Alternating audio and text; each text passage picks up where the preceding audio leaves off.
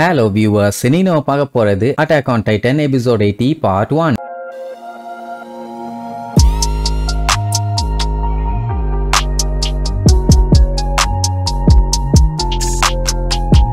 Open பண்ணா நம்ம கிரிஷா ஏகர் அந்த ஃப்ரிடா கூட சண்டைய போட்டு அதான் ஃபவுண்டிங் டைட்டன் அவ கூட சண்டைய போட்டு அவளை கம்ப்ளீட்டா கடிச்சு கொதறி தின்னுட்டு அவளோட ஃபேமிலியையும் கம்ப்ளீட்டா காலி பண்ணாருல எக்ஸப்ட் அவளோட அப்பாவை தவிர மத்த எல்லாத்தையும் காலி பண்ணாரு அதெல்லாத்தையுமே காட்டுறாங்க. அதுக்கப்புறம் வெளியில வந்து உட்கார்ந்து மனுஷன் கதறுன்னு கதறுவாரு. ஏன்னா இவருக்கு ஃபியூச்சர்ல நடக்க போறது எல்லாமே தெரியல, கொஞ்சம் கொஞ்சம் விஷயம் தான் தெரியுது. ஏன் இந்த மாதிரி நடக்குது, அந்த வால் டெஸ்ட்ராய் ஆனதுக்கு அப்புறம் என் ஒய்ஃபும் என் பையனும் என் பொண்ணும் சேஃபா இருப்பாங்களா, அதை தடுக்கிறதுக்கு வேற வழி இல்லையா அப்படின்னு ரொம்ப ஃபீல் பண்ணி அழுது. அதுக்கப்புறம் நம்ம ஜீக்க பத்தி பேசி என்னைய மன்னிச்சிருப்பான்னு சொல்லி அவனை கட்டி பிடிச்சு கதர்னு கதர்னாரு. என்ன மன்னிச்சிரு, நான் ஒரு நல்ல அப்பாவாவும் கூட இல்ல அப்படி இப்படின்னு. என்ன கடைசியில எரனை எப்படியாச்சும் ஸ்டாப் பண்ணு அப்படின்னு சொன்ன உடனே அவன் பாருங்க ஷாக்கு. அதுக்கப்புறம் அந்த மெமரியில இருந்து வெளியே கூட்டு வந்துருவான். நம்மளால வில்லத்தனமா போஸ்ட் கொடுத்துட்டு நாம இன்னுமே அவரை எந்த டைம்ல நான் சாப்பிட்டேங்கிற மெமரியை பார்க்கல. அதுக்கப்புறம் தான் ஜீக்கு புரிஞ்ச விஷயம் எல்லாத்தையுமே சொல்லுவான். அதாவது வால்ஸ்குள்ள இருக்க அந்த கிங்க கூட ஃபைட் பண்ண சொல்லி நம்ம எரன் தான் அவங்க அப்பாவை புஷ் பண்ணியிருக்கான். அதுவும் எப்படி சும்மா இல்ல, அட்டாக் டைட்டனோட பவரை யூஸ் பண்ணி. அட்டாக் டைட்டனால ஃபியூச்சரை பார்க்க முடியும். சோ எரன் என்ன பண்ணிருக்கான்னா பாஸ்ட மாத்துறதுக்காக அவனுக்கு எந்தெந்த மெமரிஸ் எல்லாம் கரெக்டா இருக்கும்னு தோணுதோ அதை மட்டும் தான் அவங்க அப்பாவுக்கு காமிச்சிருப்பான். அதனால தான் அவங்க அப்பா கதறி அழுதுருப்பாரு, எனக்கு ஏன் இதுக்கு மேல எதுவுமே தெரியலன்னு, அதாவது ஃபியூச்சர் தெரியலன்னு. கிரிஷா ஏகர் மிஷனுக்காண்டி வால்ஸ்குள்ள வந்தாரு, எல்லாத்தையுமே கரெக்டா பண்ணிட்டாரு. ஆனா கடைசியில எல்லாமே நல்லா போகுது, நமக்கு ஃபேமிலி இருக்குது, அவங்க எல்லாத்தையுமே நல்லா பாத்துக்கணும் அப்படிங்கறதுக்காக எல்டியாவோட மிஷனை கண்டினியூ பண்ணுமான்னு தயங்க ஆரம்பிச்சிட்டாரு. கிரிஷா ஏகருக்கு நல்லாவே தெரியும் அந்த ஃபவுண்டிங் டைட்டன் பவரை அவர் திருனா கூட அவரால் அதை யூஸ் பண்ண முடியாதுன்னு. அதனால தான் அவர் என்ன பண்ணிட்டாருன்னா அந்த பவரை திருடி இவங்கிட்ட கொடுத்துட்டாரு. ஏன்னா ஃபியூச்சர்ல இது எரன்ட்ட தான் போகணுங்கிற மாதிரி அவர் பார்த்திருக்காரு. அதனால தான் இவன்ட்ட கொடுத்திருக்காரு. அப்படின்னா இவன் பாஸ்ட கஸ்டமைஸ் பண்ணி அவங்க அப்பாவுக்கு அப்படி ஒரு ஃபியூச்சரை காமிச்சிருக்கான். அதை நம்பி தான் எரன்ட்ட கொடுத்திருக்காரு. ஆனா இது எல்லாமே அவன் பார்த்து விட்ட லீலைகள். ஆனா இது வந்து எரன் நினைச்சிருந்தான்னா பண்ணியிருக்க முடியாது. நம்ம ஜீக்கு இந்த மாதிரி மெமரியை காட்டுறேன்னு சொல்லி கூட்டு போனால அதனால தான் நடந்துச்சு. அதுக்காக ரொம்ப ரொம்ப தேங்க்ஸ் ஜீக்கு. நான் பவர்ஃபுல்லான ஆளுன்னு நினைச்சு தொக்கா வந்து மாட்டிட்டான். அவரு ஜீக்கு கிட்ட நீ எப்படி நினைக்கிறியோ அந்த மாதிரி எதுவும் நடக்காது,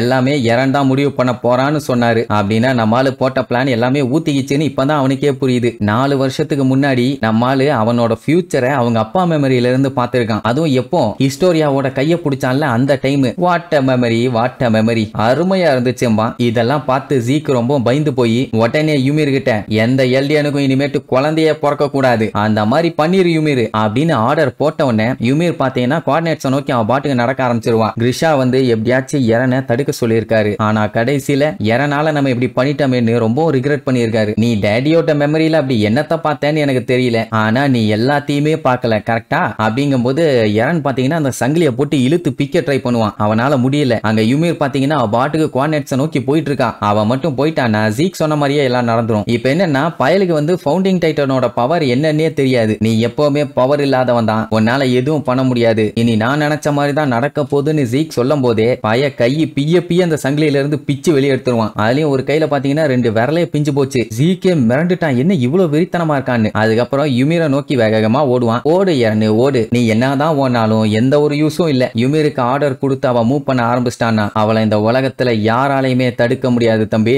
அப்படிங்கிற மாதிரி சொல்லும் போது நம்ம பைய பாஞ்சு யுமிரை தொட போவான். அப்படியே கட் பண்ணி பிளாஷ்பேக். வேற ஒண்ணும் இல்ல, ஃப்ரிடா இருக்கால அவ ஹிஸ்டோரியாக்கு எப்படி படிக்கணும் அப்படி இப்படின்னு எல்லாத்தையும் சொல்லி காட்டினாலே அதை காட்டுறாங்க. அவளுமே பாத்தீங்கன்னா இவ சொல்லி கொடுக்க நல்லா கத்துக்கிட்டு படிக்க ஆரம்பிச்சிட்டா. அதாவது அவங்க அம்மா மாதிரி ஆயிட்டான்னு வைங்களேன். அப்பதான் ஃப்ரிடா நம்ம ஹிஸ்டோரியா கிட்ட யுமிரை பத்தி சொல்லுவா. அவ பாத்தீங்கன்னா ரொம்ப ரொம்ப நல்லவ, எப்பவுமே அடுத்தவங்களுக்கு நல்லது பண்ணணும்னு மட்டும்தான் யோசிப்பா. அவளுக்கு பாத்தீங்கன்னா ஒரு 12 வயசு இருக்குன்னு வைங்க. அழகான ஒரு கிராமம், எப்பவும் போல லைஃப் நல்லபடியா போயிட்டு இருக்கும் போது தூரத்துல இருந்து குதிரையில பயங்கரமா ஸ்பியர் எல்லாம் வச்சுக்கிட்டு ஏகப்பட்ட பேர் வந்துகிட்டு இருக்கானுங்க. அவளாதான் வந்தவனுங்க மொத்த கிராமத்தையுமே எரிச்சு அங்க ஆண்கள் பெண்கள் குழந்தைகள்னு யாரையும் பார்க்காம எதிர்த்தவங்க எல்லாத்தையுமே சம்பவம் பண்ணி மிச்சவங்க எல்லாத்தையுமே அடிமைகளா கூட்டு போயிருவாங்க. இதுல இன்னொரு கொடுமை என்னன்னா அடிமையா வச்சிருக்கவங்களோட நாக்கு எல்லாத்தையுமே கட் பண்ணிடுவானுங்க. அந்த மாதிரி தான் யுமிரோட நாக்கையும் கட் பண்ணிட்டானுங்க. இவங்க எல்லாருமே பாத்தீங்கன்னா எல்டியன்ஸ் தான். அவனுங்க மட்டும் ஜாலியா இருப்பானுங்க, அடிமைகள் எல்லாத்தையுமே கொடுமைப்படுத்துவானுங்க. கட் பண்ணா ஒரு கேஸ், அட பண்ணையில இருந்த பன்னி குட்டியே காணும், அதுவும் பெரிய பன்னி குட்டி. பெரிய பன்னினா குட்டி ஆகாதுல, சரி பெரிய பன்னி, அதை யார் இப்படி திறந்து விட்டா அப்படின்ட்டு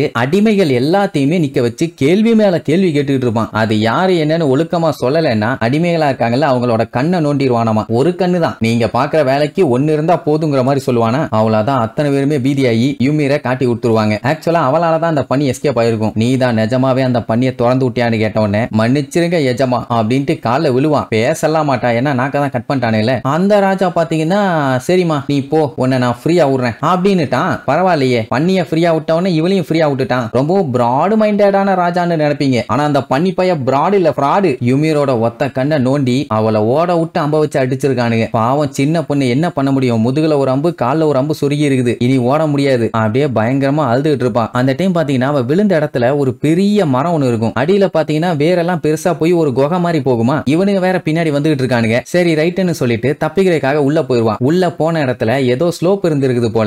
அப்படியே வலிக்கி விட்டு சர்ன்னு அங்க இருக்க தண்ணியில போய் விழுவா. அங்க பாத்தீங்கன்னா ஒரு பாராசைட் ஒண்ணு இருந்திருக்குது. அது ஏலியனா என்ன இலவுன்னு தெரியல, ஆனா அந்த தண்ணிக்குள்ள வாழ்ந்துட்டு இருந்திருக்குது. யுமிர் உள்ள வந்த உடனே அவ பாடியில வந்து டச் ஆகும். அதே நேரம் இங்க வெளியில அவனுக்கு தேடிட்டு இருப்பானுங்க. எப்படியாச்சும் அந்த பொண்ணை கொண்டு அவ தலைய ராஜா கிட்ட கொண்டு போய் குடுக்கணும்னு. இல்லன்னா அந்த கிறுக்கு பைய இவங்க எல்லாத்தையுமே கொண்டுருவான். அப்பதான் பலன்னு பின்னாடி ஒரு வெளிச்சம். அப்பதான் யுமிர் வந்து டைட்டனா மாறுவான். இதுதான் உலகத்துல தோன்றின முதல் டைட்டன். எல்லாம் பார்த்துட்டு மிரண்டுட்டாங்க. அதுக்கப்புறம் அவ வெறி பிடிச்சி எல்லாத்தையும் கொல்றது அது இதுன்னு எதுவுமே பண்ணல. அதுக்கப்புறமும் பாத்தீங்கன்னா அவ ராஜாக்கு அடிமையா தான் இருந்தா. என்ன பண்ணிருப்பான்னா டைட்டனா மாதிரி ரோடு போடுறதுக்கு, கல்டிவேட் பண்றதுக்கு, அப்புறம் மவுண்டன்ஸ்களுக்கு நடுவுல பிரிட்ஜ் கட்டுறதுக்குன்னு ஏகப்பட்ட விஷயத்துக்கு ஹெல்ப் பண்ணி எல்டியாவே வேற லெவல்ல வளர்ந்துருச்சு. பரவாயில்ல, நீ எனக்கு அடிமையா இருந்து நல்ல விஷயம் நிறைய பண்ணிருக்க அப்படின்ட்டு அந்த கிங்கு அவளை போருக்கு அனுப்பி ஏகப்பட்ட நாட்டை கைப்பற்றினான். அது மட்டும் இல்லாம மார்லே மக்களை கொன்னு குவிச்சான். சோ இப்படி இவளோட சேவை இந்த நாட்டுக்கு தேவையா இருந்த உடனே அவ ஸ்லேவ்னு கூட பார்க்காம அவளையே கல்யாணம் பண்ணி அடுத்து அவளுக்கு குழந்தையும் பிறந்துச்சு. அவளும் சும்மா இல்ல, அடுத்தடுத்து கிங்கு சொல்ற எல்லா வேலையும் பண்ணி ஒவ்வொரு நாட்டையே இவ காலி பண்ணி இவங்களோட நாடு பாத்தீங்கன்னா வேற லெவல்ல பெருசாயிருச்சு. அதுக்கப்புறம் யுமிருக்கும் பாத்தீங்கன்னா 3 குழந்தைகள் ஆயிருச்சு, எல்லாமே பெண் குழந்தைகள். ராஜாவும் வேற லெவல்ல ஆயிட்டான். இனி இதுக்கப்புறம் அந்த ராஜா